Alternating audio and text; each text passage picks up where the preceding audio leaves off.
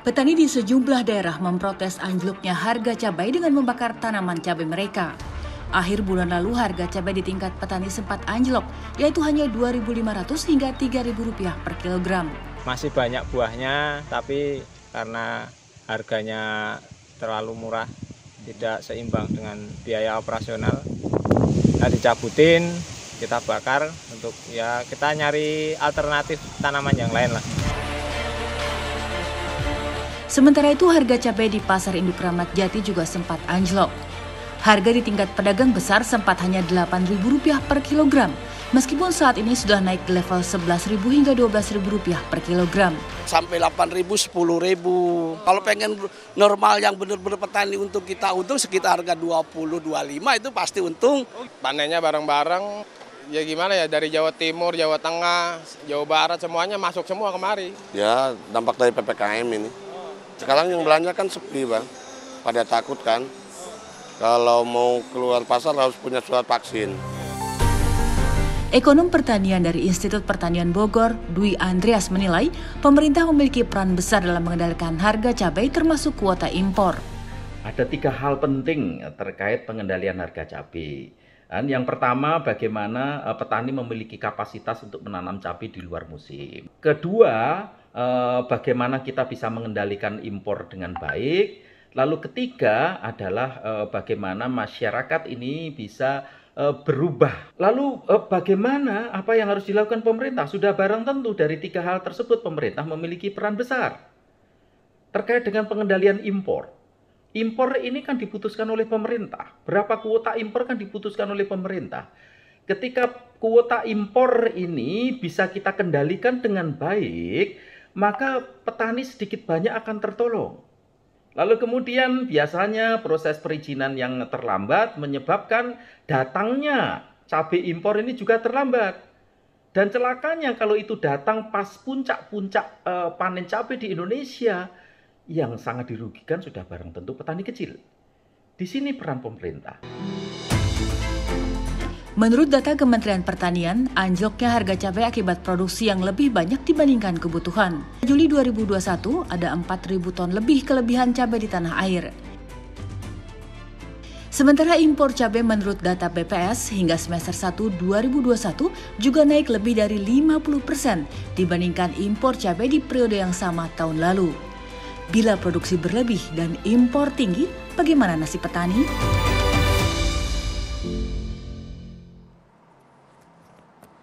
Selamat malam pemirsa. Volume impor naik 52%, sementara terjadi surplus hingga 4.000 ton. Tentunya ini menjadi kondisi yang memprihatinkan bagi petani. Bagaimana tidak? Baru bisa untung kalau harganya 7.500-an, tetapi hanya laku di kisaran 4.500 hingga 5.500. Padahal di pasar harga jualnya 11.500. Bagaimana ini bisa terjadi? Untuk itulah pada malam hari ini Indonesia Business Forum mengangkat tema mengenai petani panen. Harga cabainya anjlok, impor malah meningkat. Dan pada malam hari ini saya sudah bersama dengan 2 orang narasumber di studio. Saya perkenalkan satu persatu narasumber saya. Yang pertama ada Dirjen Hortikultura Kementerian Pertanian, Bapak Priharsto Setianto. Pak Dirjen, selamat malam. Selamat malam. Sehat Pak Dirjen? Alhamdulillah. Terima kasih Pak Dirjen sudah berkenan menyempatkan waktunya untuk hadir di AIBF, Pak Dirjen. Sama-sama. Dan tentunya ada anggota Komisi 4 DPR RI dari fraksi PDI Perjuangan, Bang Yohanes Franciscus Lema atau Bang Ansi Lema. Sehat Bang? Selamat malam. Sehat Mano, selamat malam. Nanti kita akan coba tanya bagaimana kemudian catatan dari Bang Ansi Lema. Dan ada 2 orang narasumber yang terhubung melalui video conference. Ada petani cabai dari Pati, Pak Widarso. Pak Widarso, selamat malam. Selamat malam Mbak. Sehat Pak Widarso? Selamat malam. Alhamdulillah sehat. Dan tentunya juga ada ekonom pertanian Prof. Bustanol Arifin. Nanti kita akan berbincang dengan Prof. Bustanol Arifin. Tapi saya ke Pak Widarso terlebih dahulu. Pak Widarso ikut membakar tanaman cabainya Pak? Oh enggak Mbak. Kalau kayak gitu terlalu ekstrim sih bagi petani di daerah kami sih. Kita lebih ke berharap tindak lanjut gimana ke depannya meningkatkan harga panen di tingkatan petani gitu aja Mbak. Kalau kayak bakar cabai itu bagi kita tuh pamali lah Mbak, tanaman kita tanam lama-lama kan kita pelihara masa dibakar gitu. Pak Widarso sudah berapa lama menanam cabai, Pak? Kalau di daerah kita, kalau saya Pak, kalau saya tuh menanam cabai dari awal belajar bertani pun sudah menanam cabai. Tapi kita kan enggak petani cabai harus cabai terus enggak kan. Kita kan budidayanya bawang merah juga. Kita rolling lah gitu. Hampir 14-an tahun lah saya berkecimpung di pertanian. Di daerah tempat Bapak mayoritas berarti menanam cabai ya untuk periode sekarang, Pak? Oh ya, kalau untuk periode bulan ini memang daerah saya lagi panen raya sih, Mbak, untuk tanaman cabai. Berapa harganya sekarang, Pak, di sana, Pak? Kalau di tingkatan petani kita jual harga 5.000 sampai 6.000, itu pun baru beberapa hari ini, Mbak. Awal-awal minggu inilah. 5.000 sampai 6.000 itu. Sebelumnya? Kalau kemarin nyampe pertengahan bulan Agustus kemarin 2.500. Kita ngeluh sekali. Pusing sekali petani, Mbak. 2.500, Pak. 2.500 dari petani. Ongkos produksinya berapa? Nyata. Ongkos produksi kalau 1 hektar kita kalkulasi lah. Saya kan kalau menanam cabai, budidaya cabai kan memang saya data sih pengeluaran untuk biaya produksi dan lain sebagainya. Kita total kalkulasi per hektarnya 42 juta. Kalau kita hitung pakai hektar ya Mbak ya. Itu sekitaran 42 juta dengan hasil panen sekitaran 10 ton. Itu kalau kita punya hasil maksimal, itu 10 ton. Artinya harusnya per kilo dijual berapa biar balik modal? Kalau kayak kemarin sih di bulan Agustus pertengahan 2.500 kalau kita kalkulasi kan hasil panen 10 ton kan bisa terjawab Mbak. Paling hasil 25 juta kita modal 42 juta kan pasti min itu. Pasti merugikan petani Mbak. Berarti tekor. Tekor, pasti itu. Kan bisa dikalkulasi. Kalau kemarin bagaimana mensiasati ketika harganya drop, Pak? Bapak dan teman-teman di desa Bapak. Kalau di daerah kami memang enggak ada cara yang lain sih, Mbak. Paling kalau di tempat kami itu petani mensiasatinya gini. Umur panen, waktu panen kita undur. Jadi tonase buah cabai kalau panennya kita undur lebih matang, dia tonasenya meningkat. Walaupun kita kalah di harga, tapi tonase kita dapat gitu loh, Mbak. Ya, dengan begitu Bapak masih bisa mengurangi kerugian? Iya, benar. Sampai berapa mengurangi kerugiannya, Pak? Paling kalau dengan metode kayak gitu, kita katakanlah kalau kita panen biasa 10 ton, kalau kita undur lah, paling peningkatan tonasenya kan hanya berapa ratus kilo aja, Kak, gitu. Waktu harganya 2.500 Pak di pertengahan Agustus. Waktu Bapak ngecek ke pasar harganya berapa? Kalau ngecek di pasar kemarin nyampe 10.000-an, Mbak. Itu yang jadi pertanyaan petani-petani di kalangan petani-petani di tempat saya kan gitu, Mbak. Ketika ada pemberitaan di media, kita cek sendiri di pasar, harga itu selisihnya kok gimana sih? Masa dari petani 2.500, kalau di pasar, di pemberitaan media, di Jakarta gitu selisihnya terlalu banyak. Kita timbul tanda tanya, ada apa ini gitu loh Mbak? Pernah coba bertanya atau mungkin kepada pedagang di pasar ngambilnya berapa dari tengkulak atau mungkin dari agen begitu Pak? Kalau kita bertanya ke pasar ya, kalau kita bertanya sama pedagang pengecer, bilangnya pasti kan kita dapat dari tengkulak, dari pengepul sekian, masa kita kerja tidak dapat untung, kan gitu. Berapa dapatnya Pak dari agen mereka kalau ngomong ke Bapak? Kalau itu memang ini Mbak ya, dirahasiakan kayaknya. Dari pengecer pun kan tidak mau jujur sih. Sepertinya dia tahu kalau kita ngecek harga nanti timbul gejolak di kalangan di tingkatan petani timbul gejolak kan. Jadi pihak pengecer pun tahu itu, tahu kode etik lah istilahnya. Kayaknya gitu. Dan Bapak tahu bahwa cabai yang di pasar itu tidak sepenuhnya dari petani, tetapi beberapa diantaranya dari impor? Kalau itu di petani daerah saya itu enggak begitu memperhatikan sih Mbak. Paling kan karena ada pemberitaan di media TV lah, di medsos lah kalau ada impor. Paling tahunya kan dari itu. Tapi kalau di pasaran, saya rasa petani kita enggak begitu memperhatikan sih Mbak. Karena ada pemberitaan aja kita tahu. Gitu. Tapi Pak, ini yang mungkin banyak orang juga ingin tahu, sebelum nanti saya akan tanya ke Bang Ansy Lema. Ketika Bapak jual harga 2.500, tapi harganya di pasar di atas 10.000. Apa yang Bapak dan teman-teman lakukan ketika itu apa? Kita sebagai petani bisa apa Mbak? Kita kan nggak bisa berbuat banyak dalam menyikapi fenomena lah saya katakan itu. Fenomena kayak gitu kita nggak bisa menyikapi. Kalau kita tidak mau jual sama pengepul, kita tidak nyalakan pengepul dalam hal ini, kita tidak bisa nyalakan pengepul atau tengkulak siapapun, kita tidak bisa nyalakan kan. Kalau kita tidak mau jual sama pengepul, kita mau jual kemana? Kan masa satu petani nanam katakanlah 1/4 hektar, masa mau kita ngejar sendiri kan nggak mungkin Mbak. Jadi kita mau tidak mau harus ke pengepul jualnya kan gitu. Jadi seakan-akan petani tidak bisa masuk harga. Yang masuk harga itu harus pengepul, di tingkatan pengepul. Untuk harga tingkatan petani loh Mbak ya. Itu saya rasa. Ini tahun ini saja atau setiap tahun Pak? Sebenarnya kalau saya, pengalaman saya selama 14 tahun berkecimpung di pertanian ya Mbak ya. Mungkin baru pemula mungkin saya Mbak ya. Fenomena kayak gini, harga cabai anjlok lah. Itu semua petani tahu. Tiap tahun pasti terjadi. Bahkan bisa diprediksi per bulan Agustus itu pasti jatuh. Kita semua tahu, tapi kita tidak apa kan? Pak? Karena mungkin budidaya kita kan cabai ya Mbak ya. Kita mau tidak mau kan harus tanam cabai. Kita mau tanam apa lagi kalau di bulan Agustus kan? Sudah pasokan air sudah kurang, curah hujan kurang. Kita tidak bisa tanam apa-apa kan? Baik. Gitu. Baik Bapak.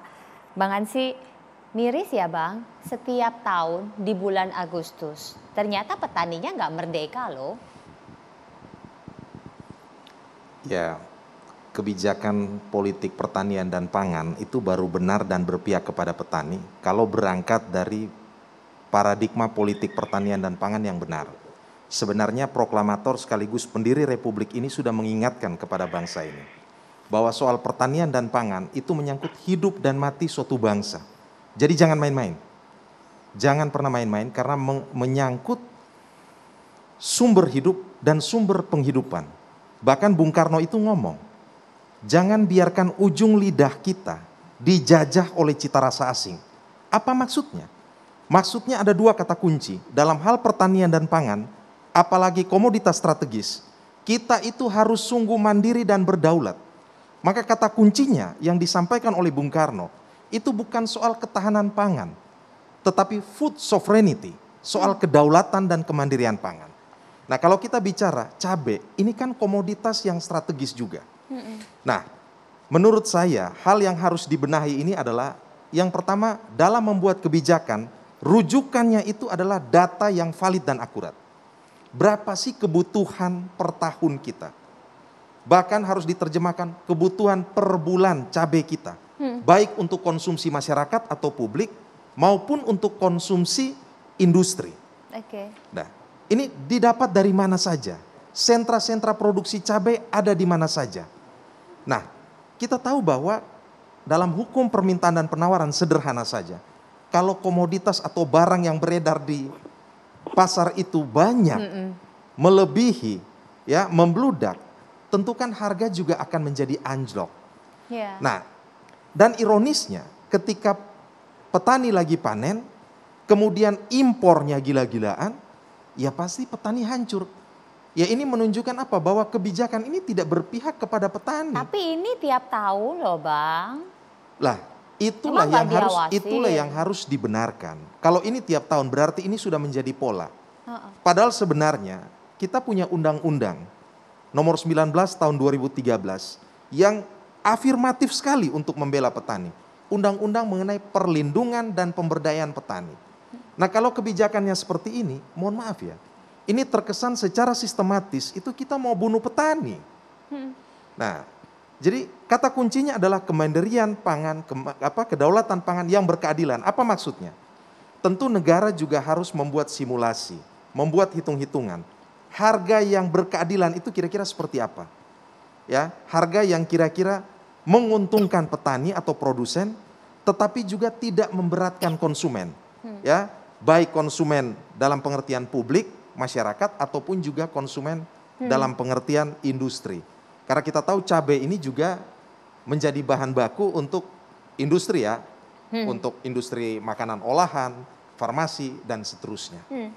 Berapa kemudian harga yang berkeadilan? Karena memang kalau terus-menerus merugi, nggak ada lagi yang mau jadi petani. Bayangkan, harusnya 7.500 dibelinya 2.500. Kemana harus mencari gapnya yang 5.000? Sesaat lagi kita akan lanjutkan, tetaplah di Indonesia Business Forum. Kenapa ya masih ada gap sebelum nanti kita ke Pak Dirjen? Prof. Bustanul, silakan Prof. Bustanul, analisis Prof dulu. Baik. Bapak Ibu sekalian, terima kasih saya mengikuti dari awal, dari keterangan petani Pak Dasko, kemudian Pak Kabak Wakil Rakyat, Pak Sema. Kemudian sekarang pertanyaan Mbak Manohara fokus di mana? Kita sudah paham hari ini musim panen, kita juga para analis sudah menduga, kapan ya kita jumpa Pak Dirjen bulan lalu mungkin ya, bahwa bulan Agustus, September sudah pasti bakal turun. Nah, sehingga pada waktu itu, Mbak Manu, kita seharusnya berharap bahwa sudah mulai didekati atau dibikinlah kontrak farming. Ada yang membeli. Memang mungkin tidak semudah seperti yang disampaikan. Kita udah paham ya bahwa dengan PPKM permintaan rendah, Horeca juga rendah, hotel, restoran, dan catering ya. Dapat PPKM juga. Kemudian daya beli juga memang, kita kan paham itu semua. Kami terus terang pernah ikut tanam, rame-rame ada upacara tanam bulan Februari kalau nggak salah ya. Dengan antisipasi bulan Juli Agustus bakal panen. Tapi jika pembeli tidak disiapkan, ini sudah hampir pasti akan turun harganya. Tapi kalau sampai 2.500 mungkin memang terlalu ekstrim turunnya. Nah tadi ada unsur ada impor ya. Walaupun mungkin argumennya importir mengatakan kontrak sudah lama bla bla bla, tapi sekali lagi apapun pemerintah memiliki kapasitas untuk mengatur arus lalu lintas impor itu. Setahu saya siapapun yang mau impor cabai dan bahkan beberapa komoditas hortikultura yang lain harus memiliki RIPH yang baik ya, rencana impor produk hortikultura. Dan dari situlah rekomendasinya dikeluarkan oleh Kementerian Pertanian. Kita nanti tanya Pak Dirjen, kira-kira berapa banyak rekomendasi yang dikeluarkan untuk impor tahun ini. Dengan kata lain, kalau itu tidak bisa dilakukan, saya pikir harus ada perbaikan yang menyeluruh untuk konsep manajemennya. Kita percuma melakukan analisis ekonomi jika tidak disupport oleh keputusan kebijakan yang lebih kredibel. Apalagi kita kaitkan dengan ketahanan pangan, kedaulatan pangan. Kira-kira gitu Mbak Manu. Nanti jalan keluarnya yang lain kita sampaikan pada segmen berikutnya. Iya, kita tanya Pak Dirjen langsung aja dong Pak Dirjen. Pak Dirjen silakan langsung direspon saja untuk rekomendasinya. Ya, terima kasih. Saya ingin menyampaikan bahwa cabai ini adalah komoditas yang unik. Ya, unik, petaninya juga unik, dan konsumennya juga, khususnya konsumen Indonesia yang unik. Kenapa saya bilang petaninya unik? Karena rata-rata petani cabai ini orangnya fanatik. Begitu dia nanam cabai terus, gitu ya. Dan uniknya untuk cabai di Indonesia ini bukan sekali panen. Ya, cabai ini ada beberapa varietas yang bahkan bisa sampai 30 bahkan 40 kali panen, dan dia periode panennya seminggu sekali. Artinya sekarang bergejolak, mungkin 10 kali bergejolak, yang 30 kali tidak bergejolak, kan gitu harganya. Artinya ada keseimbangan lah di situ ya. Itu yang pertama. Yang kedua, saya katakan konsumennya untuk Indonesia juga unik. Kenapa? Rata-rata konsumen Indonesia ini dia doyan cabai dan cabainya ada cabai segar. Bukan cabai kering. Ya, rata-rata orang Indonesia itu senangnya cabai segar. Makanya julid rata-rata netizennya, Pak. Ya, itu. Nah, terkait dengan produksi memang di data yang kami prognosa dari Direktorat Jenderal Hortikultura yang setiap bulan ini kami update terus berkoordinasi dengan Dinas Pertanian Kabupaten maupun provinsi di seluruh Indonesia. Di bulan September ini memang untuk cabai besar, ya cabai besar ini ada surplus neracanya itu 3.922 ton untuk cabai besar di bulan September. Terus untuk cabai rawit ini bulan September surplus 9.230 ton. Jadi memang produksinya cukup ya, bahkan berlebih. Nah, hanya memang pengamatan kami di lapangan terjadi penurunan daya beli karena adanya PPKM. Ya, banyaknya tadi sudah disampaikan juga oleh Profesor Bustanul, ada penurunan daya beli masyarakat, bahkan kami hitung antara 25-30% karena HoReCa kan, hotel, restoran, catering kan banyak juga yang mengurangi ya aktivitasnya sehingga serapan untuk kebutuhan di HoReCa ini jadi sangat-sangat menurun. Demikian juga di masyarakat juga cukup menurun untuk ada penurunan ininya. Daya beli, tetapi mengapa kemudian impornya justru naik? Nanti kita coba tanya Pak Dirjen berapa sih nilai rekomendasi impornya termasuk pengawasannya dari DPR. Kok bisa sampai begitu banyak impornya naik 52% padahal daya belinya ini turun. Analisis dari pengamat pun dimungkinkan turun, tadi dari Februari sudah diprediksi akan mengalami penurunan. Sesaat lagi kita akan lanjutkan, tetaplah bersama kami. Jadi berapa banyak sih rekomendasi impornya Pak Dirjen? Kementerian Pertanian sampai sekarang belum mengeluarkan rekomendasi impor untuk cabai. Nah, yang kami tahu adalah cabai yang masuk itu adalah cabai kering ya, yang memang biasa digunakan di industri. Tapi Kementerian Pertanian sampai sekarang belum mengeluarkan rekomendasi impor untuk itu. Bang Ansy, tapi banyak loh, petani juga deg-degan. Ya, sebagai mitra kerja Kementerian Pertanian, Komisi 4 itu sikapnya jelas untuk menolak impor pada saat panen itu mengalami surplus. Karena bagi kami impor yang tidak terkontrol dalam jumlah ataupun kuotanya yang berlebihan akan mematikan, membunuh petani. Dan kami sering bertanya kepada Menteri Pertanian, Pak Syahrul Yassin Limpo, ini Kementerian Pertanian memberikan rekomendasi atau tidak? RIPH, rekomendasi impor produk hortikultura ya, dirjennya Pak.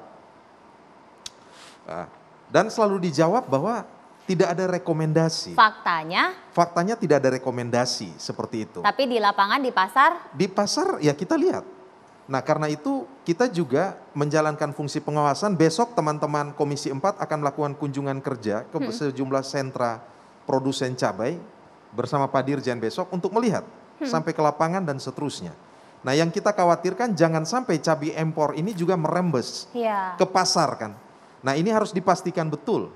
Nah tadi saya juga ingin menyambung yang dikatakan oleh Prof. Bustanul. Saya kira Kementerian Pertanian ataupun pemerintah juga harus mulai berpikir tentang proses pasca panennya ini. Memang harus bisa diakses sampai kepada untuk mencari pasar ya. Misalnya mengkoneksikan antara petani penghasil cabai dan juga mungkin industri-industri yang membutuhkan itu. Sehingga pasar itu jelas. Nah, dan juga mungkin beberapa hal yang perlu diperhatikan soal kenapa harga cabai kita mungkin kurang kompetitif dan sebagainya. Rantai pasok yang kerap kali cenderung terlalu panjang. Ya kita tahu bahwa 6 daerah penghasil cabai di Indonesia, 3 di Jawa, katakanlah Jawa Barat, Jawa Timur dan Jawa Tengah. Tetapi 3 lainnya itu ada di luar Pulau Jawa, Lombok, NTB, Aceh dan Sumatera Utara. Bisa saja ya rantai pasoknya ini terlalu panjang yang membuat mengakibatkan terjadinya high cost ekonomi sehingga kemudian tidak kompetitif dan kemudian harga diatur ya oleh mekanisme pasar dan petani menjadi tidak berdaya. Karena itu negara dalam konteks ini harus hadir untuk bisa menjamin stabilitas harga. Tapi kalau kemudian solusinya adalah rembesan cabai impor yang nilainya naik sampai 52%, itu kan bukan solusi, Bang. Ya itu justru masalah kan. Dan ini yang mau kita cari, kita pecahkan. Makanya pengawasan itu harus ekstra ketat dan sanksi itu juga harus betul-betul tegas. Apa yang salah karena tiap tahun ini berulang catatan DPR?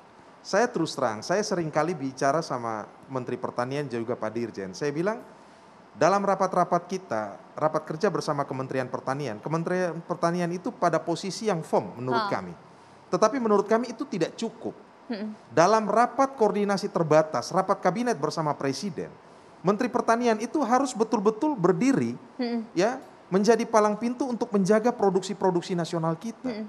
Harus juga bisa bersuara kencang, memprotes kebijakan impor yang terbukti itu menyengsarakan para petani. Kita tahu bahwa paradigma, ya, Kementerian Pertanian, kalau yang saya lihat ya sejauh ini ya pada kemandirian dan kedaulatan pangan. Tetapi kalau kita bicara soal kebijakan pangan dan pertanian, ini kebijakan yang lintas sektoral, melibatkan sejumlah kementerian dan lembaga. Ada Kementerian Perdagangan di sana, ada perindustrian mungkin di sana, ada Bulog juga, dan juga ada Kementerian Pertanian sebagai instansi teknis yang menjalankan fungsi meningkatkan produktivitas. Nah, menurut saya jangan sampai Kementerian Pertanian ini bekerja sudah benar, ya, produktivitasnya sudah naik, tetapi kemudian ada pihak lain yang enak saja membuka keran impor dan kuota. Lalu untuk apa kita bicara soal kemandirian dan kedaulatan pangan? Nah, untuk itu saya kerap kali ngomong, saya bilang Pak Sarul, coba tunjukkanlah bahwa Pak Sarul itu betul-betul ayam jantan dari timur, yang betul-betul membela para petani juga. Coba kita tanya. Jangan hanya di depan Komisi 4 bicara soal kemandirian dan kedaulatan pangan, tetapi begitu rapat koordinasi terbatas dengan kabinet, ya kementerian lain mau impor, kemudian lepas begitu saja. Coba kita tanya, kenapa kemudian impornya masih sedemikian tinggi padahal kita surplus? Apakah tidak bisa dimanfaatkan, Pak, cabai-cabai produksi petani, Pak? Ya, pemerintah memfasilitasi ya kepada petani, ada banyak ya instrumen fasilitasi yang diberikan oleh pemerintah. Antara lain kami memfasilitasi apabila diperlukan untuk pengeringan, kami siapkan fasilitas untuk alat pengeringan. Untuk sarana pengolahan juga kami siapkan. Bahkan pemerintah juga menyediakan KUR, ya, kredit usaha rakyat, untuk memfasilitasi dari finansialnya ya bagi para pelaku-pelaku usaha, petani-petani cabai untuk bisa mengolah cabai tersebut. Kalau misalnya dari fasilitas yang diberikan pemerintah melalui APBN itu tidak cukup, ada juga KUR yang bisa disiapkan untuk itu. Selain itu, pemerintah juga memfasilitasi bantuan distribusi, ya, dari daerah surplus ke daerah defisit. Artinya petani tidak perlu lagi membiayai dari aspek transportasinya, ya, kita pemerintah yang membiayai, ya, sehingga petani tidak dibebani dengan biaya transportasi. Juga kami kalau misalnya diperlukan untuk sewa gudang, kami juga siap memfasilitasi. Ada, ya, kita siapkan sewa gudang, di mana sewa gudangnya, kalau misalnya mau ditunda jual dulu sementara supaya harganya naik. Jadi banyak instrumen fasilitasi yang diberikan oleh pemerintah untuk petani-petani Indonesia. Apakah kemudian berbagai macam usaha yang dilakukan oleh pemerintah ini sudah bisa diakses oleh petani, dan apa yang kurang sehingga kemudian kok harga cabainya ini masih drop dan berulang setiap tahun? Apa yang salah dan harus segera dibenahi agar tidak kemudian menjadi kutukan setiap tahunnya? Sesaat lagi kita akan lanjutkan, tetap di Indonesia Business Forum. Ini kalau dihitung ya luar biasa ini ruginya. Kalau harga 2.000, 3.000 lah ya, itu malah mendingan cabenya suruh bawa aja gitu, nggak usah dibayar. Gimana kan, kan pemerintah harusnya tahu kan lewat kementerian-kementerian terkait dalam bidang pertanian dan perdagangan kan. Kalau di bulan Agustus itu mulai panen kan cabai, daerah mana saja pasti panen. kalau pemerintah mengeluarkan kebijakan impor itu sama sekali tidak memikirkan petani pemerintah, Pak? Penyebabnya kemungkinan itu ada pandemi ini belum bisa diatasi karena cabai tidak bisa keluar kota, ya PPKN. Pak Widarso pernah tidak sih mengakses berbagai macam program yang tadi disampaikan oleh Pak Dirjen? Program yang disampaikan Pak Dirjen, mulai dari bantuan gudang dan lain-lain. Kalau semacam kontrak kerja dengan kemitraan dengan petani itu belum pernah ada di daerah saya, Mbak ya. Tapi kalau program-program yang lainnya mungkin dari Dinas Pertanian daerah kami mungkin sudah mulai menggerakkan dan itu sangat membantu bagi petani cabai. Contoh-contoh yang baru aja kami lakukan di desa kami, di Desa Ngurun Siti, Kecamatan Wedai Jaksa, bekerja sama dengan Dinas Pertanian setempat dan komunitas Tricio Kabupaten Pati mengadakan wisata petik dengan harga cabai kisaran 8.000, ternyata bisa mendongkrak harga di wilayah setempat. Jadi sangat membantu petani kami. Itu yang baru saja kami lakukan, inisiatif dari petani dan bersama dengan dinas-dinas terkait dan komunitas-komunitas setempat. Jadi kedepannya ya kita minta dukungan yang lebih lah dari pemerintahan dan dinas-dinas terkait. Itu, Mbak. Pak Dirjen, kenapa masih belum merata?